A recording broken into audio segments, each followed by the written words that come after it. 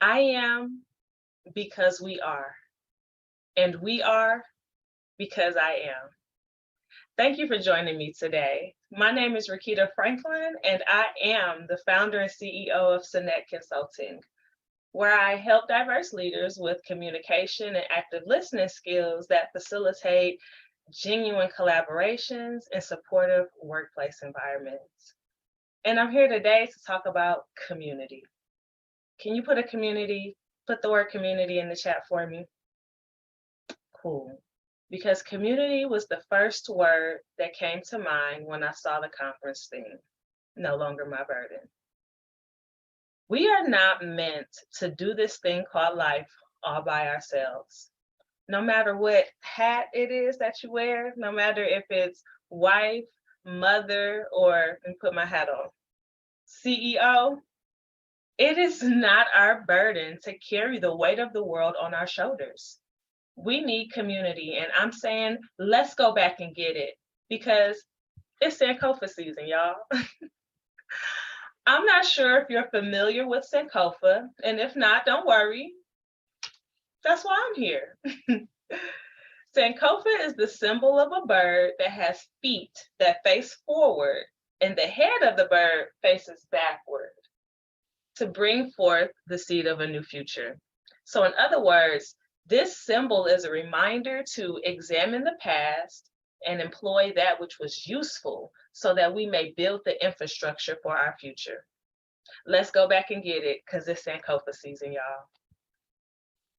It is time for us as Black people to intentionally connect with one another so that we may build solid communal foundations together. And I'm here to help you build your own communities. The skill set that has been the most valuable for the survival of people of color has always been our ability to foster a sense of community and well-being. And that is because being a person of color, no matter where you reside, is a collective experience. No matter what the world looks like around us, Black folks have always been able to wrap our arms around those that we love and do this thing called life together. Every single one of us is related. We're all sisters, cousins, and aunties. I want you to type, hey cousin in the chat, because I know. I got some cousins here from Nairobi. I have some cousins here from Charlotte. I got some cousins here that's living in Kentucky. And what I want to say is, hey, cousin, hey. And thank you for joining me today. I appreciate your support, family. See, recently, I have transitioned from higher education to solo entrepreneurship, and it feels good. I mean, it feels so good. I'm telling you that I tell anyone that I can, all I need is 60 seconds.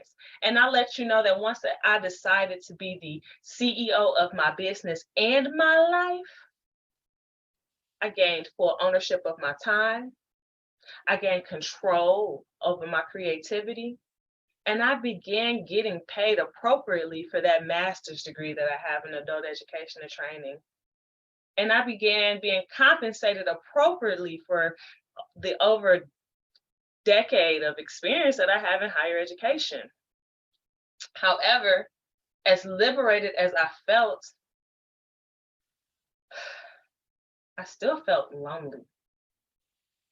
And don't get it twisted. I did not miss my job, but I very quickly realized that I missed my coworkers. Before I started that job, I was friends with the administrative assistant and the director. So once I got there, it felt good to finally work in an office with my people. But once I left, I missed collaborating, working, and kikiing with my girls. I missed my people. They were my tribe. That was my community. And I know that I've been throwing around this word community, but what is community? Community is a feeling of fellowship with others as a result of sharing common attitudes, interests, and goals. So how do we build community? Step one, Step one is self-awareness. Can you type self-awareness in the chat for me? My question for you is, can you afford to not be self-aware? Can you afford to not know your core values? I know the answer for me is it's a hard no. I can't afford it. I can't afford it because it'll cost you everything that you have if you don't have your core values in place. Self-awareness starts with knowing and living your core values. When it comes to any life-changing decision, you should ground yourself in your core values to help with the decision-making process. Your core values define who you are and what matters to you, not only as an individual, but also within a community. Ideally, your values establish where you invest your time, energy, and your resources. And I want to make a distinction here because personal core values are different from goals. Your personal goals are accomplishments that you aspire to. And once you've reached that goal, you mark it off, you set a new one, and you start the process over and over and over again. Values, on the other hand, are about how you consciously choose to show up in your relationships, your businesses, and in the ways that you navigate your inner self. When your core values are clearly defined, you can take consistent and sustainable actions toward living in integrity and being true to yourself. So since I'm in the room with family, I'm gonna go ahead and share my personal core values. And they are thoughtfulness, freedom, responsibility, empathy, and of course, community. I write my core values on everything. I have a paper planner that I use to work plan for the week. I write them at the top of every page every week. I have them on a sticky note on my desk. And my core values are also written on a index card and tacked to my dry erase calendar that I have in my office. Keep your core values visible as a reminder to be more of yourself in all that you do. This goes for your relationships, your businesses, and the way you build and connect community. So when I worked in higher education and I wanted to spend more time with my friends, we would schedule lunch. My wife calls it my lunch tour. When I start scheduling a lot of lunches, she's like, so you're going on your lunch tour again? And I'm like, indeed, because this is a time blocked off on both of our calendars so that we can link up, talk, and kiki a little bit, Well, when I transitioned from higher education and this loneliness and this sadness kind of fell over me, I decided it was Sankofa season. I decided it was time for me to go back to get what has worked for me in the past so that I can build this infrastructure for my future, right? So I reached out to a soror and a friend of mine who is also an entrepreneur. So before I transitioned from my 9 to 5, this friend and this soror of mine, we would always schedule times to walk so that we could catch up with one another. So once I transitioned out of higher education, I started reaching out to her more, and we would schedule times to walk and to also have co-working sessions together. It felt good to have someone to have that added sense of accountability, but it also felt good to be in fellowship with someone who shared my same successes and challenges. Man, it started to make that transition feel a little better. I felt a lot less lonely. Well, during one of our walking meetings, we were near a co-working space. I had never been to a co-working space, so she took me on a small tour. As we were taking this tour, she was telling me all about these events that they would have, happy hours, freelance Fridays, all of these other things that they would host. But she also expressed to me that these events in this space in particular lacked the presence of Black creators like herself. It was then that we decided to start Kinfolk Collective, which is a co-working community for business owners and professionals of color. It was time to go back and get it. We didn't need a physical space to begin our co-working community. See, a person is a person through their relationships, and all we needed was a feeling of fellowship with others who share common attitudes, interests, and goals. Step 2. So step 2 on our journey to building community is vulnerability. Understand that it can be hard to admit that you need help. Well, the question that I have for you is, how long will you continue to carry those burdens? I know it can be embarrassing to admit to others that entrepreneurship is not all that you imagined it will be. And that's not to say that entrepreneurship is good. It's not to say that it is bad.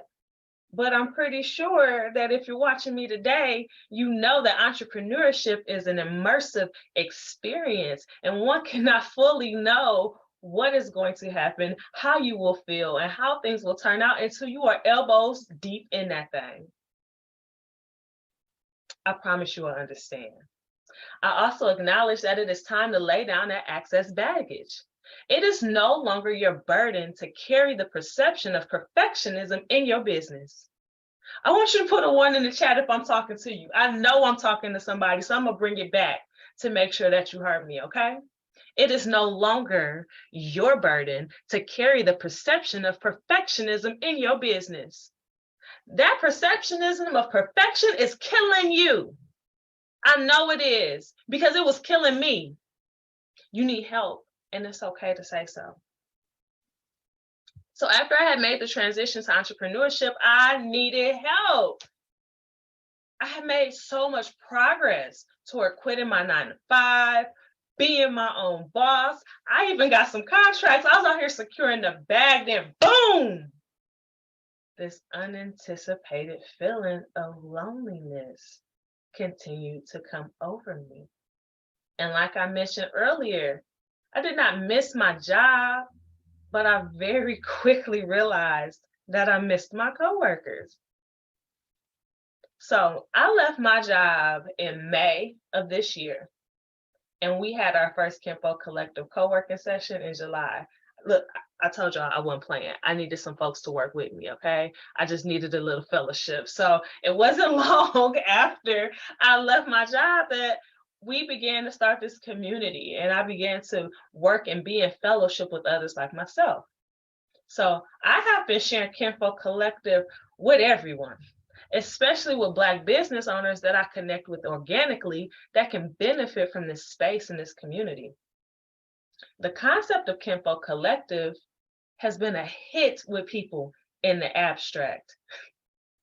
But the reality is, there are about 7 people in the on the email list, and there are usually 1 or 2 people outside of myself that show up and attend the co-working sessions. So needless to say, initially I was disappointed.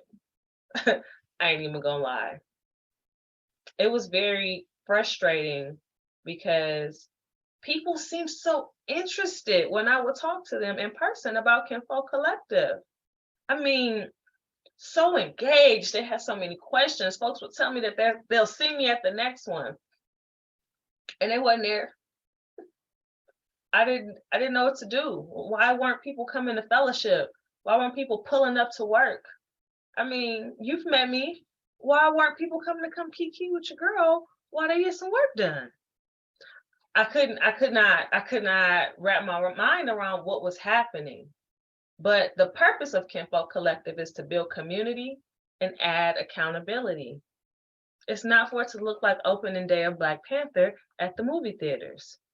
So around this time that I was struggling with the participation and engagement of others with Kinfolk Collective, I was watching a comedy special. And I can't remember the name of the comedian, but I do remember what was said. The comedian talked about how social media has twisted our perception of reality. They mentioned that if 30 people came up to you in one day and gave you a compliment, congratulated you on a recent accomplishment, or even wished you a happy birthday, that you'd probably feel slightly overwhelmed. I know I'd feel very flattered. 30? 30? Y'all, I work at home. Welcome to my office. Welcome to Cynette Consulting, okay? So if 30 people came up to me today and said, congratulations on your Blaze Talk, girl, I'd be over the moon. However, if we only had 30 likes on social media, that would be considered low engagement. The comedian's words really inspired me to change my perception of this engagement issue that I thought I was having in Kinfolk Collective. The purpose of Kinfolk Collective is to build community and add accountability. So anchoring myself and centering myself in the purpose and the values of this community was helpful in realigning my focus. After watching that comedy special, I posted about the next Kinfolk Collective session in a Facebook group that I belong to. This Facebook group is called Not the Only One in the Room, and it's basically a support group for women of color in Lexington, so that they don't have to be the only one in the room, no matter where they go. So this group has 500 plus members, and I'm talking business owners, farmers, judges, lawyers, anything that you can imagine. That woman is in this group, and she's a person of color. I posted, and 2 people liked my post. 2 people, y'all. 2 people. Put a 2 in the chat for those 2 people that liked my post, because they deserve some. They deserve to be recognized, okay? 2 people. Well, guess what? 100% of the people that responded and liked the post attended the session. It's about perspective. It's about perspective. Our last step to building community is connection, a third and final step. So my question for you is, how long will it take for you to go back and get it? I hope not long, because creating community does not have to be some large and massive endeavor like Kinfolk Collective. You don't have to create flyers and secure a space and do all of these things for community to happen for you. All you need is a feeling of fellowship with others who share common attitudes, interests, and goals. That's it, that's all. So identify your needs and create a community around that need. I miss my coworkers. So I created a community where I work with other business owners in the middle of the day for an added sense of community, an added sense of accountability, and really just to be surrounded by kinfolk while I do it. Once we have garnered our self-awareness and displayed our vulnerability, it's time to take action. It's time to connect with those that are like-minded and share some of your values. It's time to make it happen, and it's time to go back and get it, y'all. Like I said, it's Sankofa season. So to quote the very wise and dapper Barack Obama, we are the ones we've been waiting for. We are the change that we seek. It's been a pleasure to be in community and fellowship with you today. I've enjoyed sharing a little kiki with a few of my cousins that I haven't seen in a while. This concludes my prepared content for today. My name is Rikketta Franklin, and with abundance, you have a wonderful day.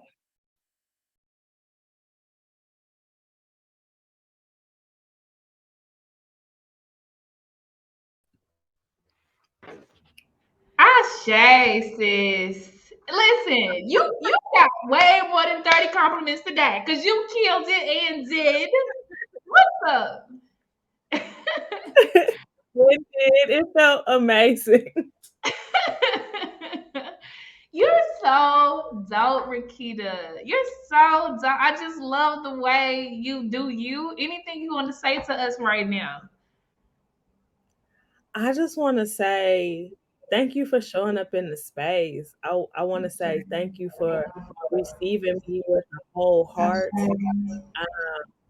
I want to thank Casey and the entire Blaze team for the opportunity. But my tribe continues to show up for me, and all I can do is say thank you and pay it forward. Ashay. Ashay. It's awesome. Cheers. Man, you so dope. I know I say this every time I look at you, but you truly are so dope. Keep going. I'm just excited to support you and like cheer you on. Y'all, if you have any questions or comments for Rikketta, definitely drop them in the Q&A. I will share them on the screen. It could be about anything. And if you've seen anything just now, it is that she is very, very transparent. Like it does not need to be about the rosy, perfected anything, right? It could be about continuing to go on, silencing the ego, literally anything about this. All of that is included in Sankofa season. Um, and you can raise your hand for those who are newer to this space, because we're only 2 sessions in. Shoot, we're only 1 session in for real because we had poetry. There's a hand under the screen, and if you hit that, I will be able to bring you to the stage, and you can ask your question or give your flowers live on the stage. Okay. I have a question for you. And then I'm bringing, who was that? You put your hand down too fast. Then I'm going to ask Nicole's question. I have a question for you. As you think about expanding, right? I saw in the chat that you want to go to Charlotte. You may go other places. What can we do to help you? What can we do to help you penetrate these markets or get the word out? So send me a message. Send me a message through the AirMe platform. A lot of you sisters have followed me on social media. Send me a DM through my Instagram because with Kinfolk Collective, it's a community. And I do plan to leave the Lexington community here soon in the physical element, but I still have members within Kinfolk Collective. So if you are an entrepreneur and you just got one or two, you get with me and I'll talk to you through how to build community. We'll look through spaces together. I work with Black business owners or people who are Black executive directors and such, so that we go into spaces where we're comfortable. Yeah. So I mean, I co-work on Sundays at the Breeze Wine Bar where I used to Come on bartend. now. It's Come on nothing now. to get a glass of wine on a Sunday and come work with your girl. So I just find these spaces where we feel at home, and I can help you do that. And you can be a community ambassador. Yeah, and be community ambassadors. I'm gonna be in your DM, sis. Now I'm all the way over here, but I know some people out there. Okay, whatever you need, I'm here. But yes, let's answer this call to DM her to be community ambassadors. Like let's help her build. Super super dope. Okay, so I'm gonna put the first. You got a lot. Okay, we got 4 minutes. I'm gonna put as many up here as I can, Rikketta. So first one is from Nicole. She asks, which sorority are you in, Rikketta? So I am a proud member of Delta Sigma Theta Sorority Incorporated. I know someone said Hey. something about my green sweater, but the reds look good in any color, okay? Because this green I is popping on the particularly, screen. I particularly like green too and pink, so you look good to me, sis. Come on with it. Okay. So we have Tiffany. And Tiffany Brown asks, what was the name of the Facebook group? So I don't have a Facebook group for Kinfolk Collective at this time, but on Facebook you can find me at Cynette Consulting. You can find me on Instagram at Cynette Consulting, and you can also find me at www.cynetteconsulting.com. Oh, thank you, Mama. And the next one is coming from Victoria. And she says, I would love to hear more about how to reconcile getting it done and wanting it done in a certain way. Beyond perfectionism is being under the lens of those who don't give us grace, I say. How do we find that grace for ourselves as we are striving towards greatness? I will say it is hard when things don't go the way that you have planned. But as Casey mentioned in the session before, we don't even have a roadmap to how it's supposed to be done. And the roadmaps that we see are not avenues for us. So I just ground myself in my values. When things don't seem to be going the way that I want them to be going, I have to look at my values and see how else can this be accomplished. Like I thought Kinfolk Collective was going to be this big thing initially, and it wasn't. And guess what? I didn't need it to be. If I had to focus on who was coming in and who was doing this, how was I going to get my work done during this co-working session as well?